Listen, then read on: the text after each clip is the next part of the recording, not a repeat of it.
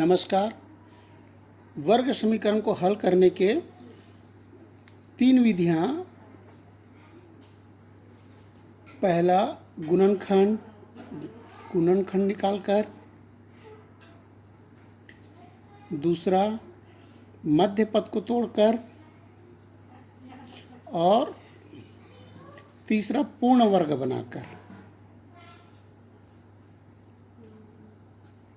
आपको इसके पहले मैं बता चुका हूं। आज हम सूत्र के द्वारा वर्ग समीकरण को कैसे हल करते हैं यह मैं आपको बताता हूं, क्योंकि कई समीकरण ऐसे होते हैं जिनका गुणनखंड या मध्य पद निकालकर या पूर्ण वर्ग बनाकर हल नहीं किया जा सकता। तो उसके लिए सूत्र द्वारा हम आसानी से समीकरण का हल निकाल सकते हैं। सूत्र के द्वारा जब हम निकालते हैं तो सभी समीकरण का हल हम सूत्र के द्वारा आसानी से निकाला जा सकता है। तो सूत्र क्या होता है, x इक्वल होता है -b प्लस माइनस वर्गमूल b स्क्वायर माइनस 4ac बटे 2a। जो मानक समीकरण है उससे तुलना करने पर हम इस सूत्र के द्वारा वर्ग समीकरण के हल निकालते हैं। तो जैसे हमारे पास एक उदाहरण है 9x square plus 7x minus 2 equal 0। इसको सूत्र द्वारा हल करके देखते हैं। तो सबसे पहले ax square plus bx minus c equal 0 जो मानक समीकरण या व्यापक समीकरण का रूप है उससे हम तुलना करते हैं। तो a बराबर क्या है, यहाँ पर 9, b बराबर है 7 और c बराबर है ऋण 2। तो x बराबर हो जाएगा, सूत्र में रखते हैं b का मान, तो ये हो जाएगा -7 प्लस माइनस वर्गमूल हो जाएगा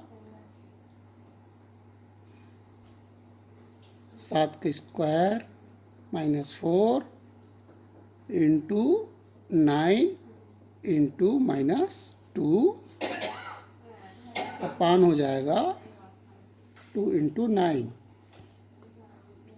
तो x इक्वल होगा -7 प्लस माइनस रूट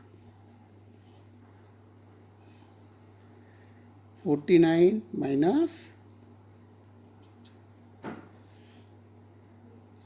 ये हो जाएगा माइनस माइनस का प्लस हो जाएगा और इसको गुना करेंगे तो कितना आ जाएगा 72 या 72 आ जाएगा बटे 9 दूनी क्या हो गया 18। तो x बराबर हो जाएगा ऋण 7 प्लस माइनस वर्गमूल में इन दोनों को जोड़ेंगे तो क्या हो जाएगा 121 बटे हो गया 18। अब यहाँ पर तो x बराबर हो जाएगा ऋण 7 प्लस माइनस 11 बटे 18। अब इसको हल करने के लिए हम क्या करेंगे, प्लस चिन्ह लेने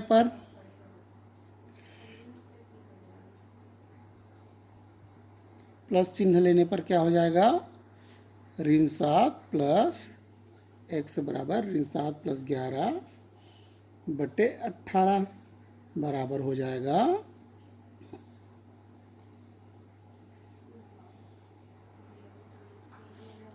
4 बटे 18। तो 2 दूनी 4 2 नियम 18 बराबर हो गया 2 बटे 9। अब माइनस चिन्ह लेने पर ऋण चिन्ह लेने पर ये होगा x बराबर ऋण 7 ऋण 11 बटे 18 बराबर ऋण 18 बटे 18। तो हो गया ऋण 1। इस प्रकार से इस समीकरण का हल होगा।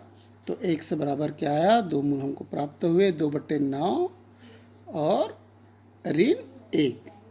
इसी प्रकार से एक और उदाहरण ले लेते हैं। अगर हमको दिया हुआ है वर्ग समीकरण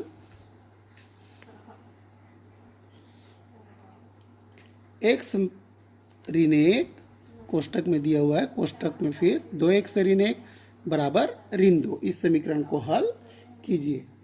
तो इसको हल करने के लिए सबसे पहले इसे जो गुणनखंड के रूप में है इसे वर्ग समीकरण के रूप में लाएंगे। तो क्या हो जाएगा, ये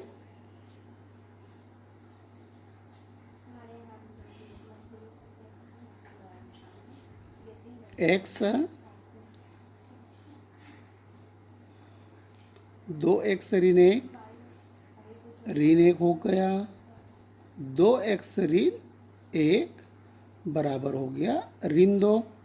तो हो गया 2x स्क्वायर ऋण x ऋण 2x धन 1, ऋण का गुना धन हो जाएगा और इसको पक्षांतर कर देंगे तो धन हो जाएगा 2 बराबर 0।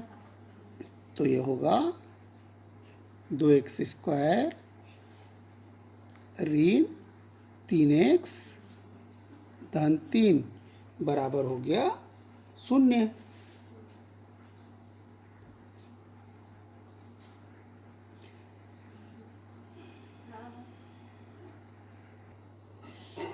अब समीकरण की तुलना ax square plus bx plus c equal 0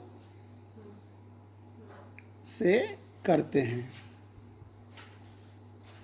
तब a बराबर क्या हो जाएगा 2, b बराबर हो जाएगा ऋण 3 और c बराबर हो जाएगा 3। अब सूत्र की सहायता से कौन सा सूत्र लगाएंगे, सूत्र की सहायता से इसका मूल निकालेंगे। तो ये हो जाएगा x बराबर माइनस बी प्लस माइनस वर्गमूल बी स्क्वायर माइनस 4ac बटे 2a, सूत्र में मान रख देंगे। तो x बराबर होगा -3 प्लस माइनस हो जाएगा -3 का वर्ग ऋण 4 गुणित a है 2 गुणित 3 बटे होगा 2 गुणित 2। तो अब यह हो जाएगा x बराबर ऋण और ऋण का गुना क्या हो जाएगा धन, तो 3 हो जाएगा प्लस माइनस होगा यहाँ पर 3 तिया 9 और ऋण का गुना धन और ऋण होगा 24 बटे 2 दूनी 4। तो x बराबर हो जाएगा 3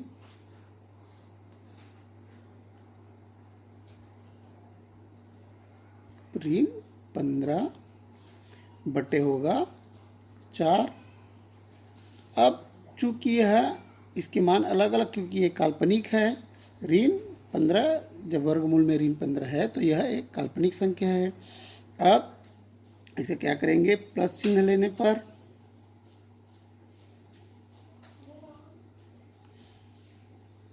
x बराबर होगा 3 प्लस वर्गमूल ऋण 15 बटे 4 और माइनस चिन्ह लेने पर, ऋण चिन्ह लेने पर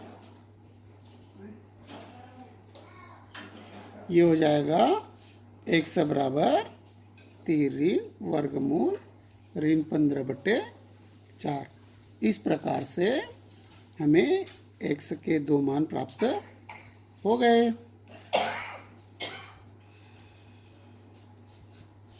या समीकरण के 2 मूल प्राप्त।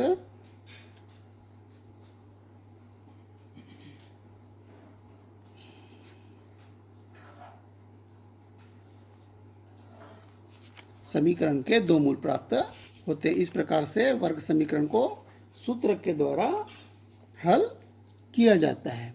आपको वर्ग समीकरण को सूत्र के द्वारा हल करने की विधि सरलता से समझ में आ गया होगा। धन्यवाद।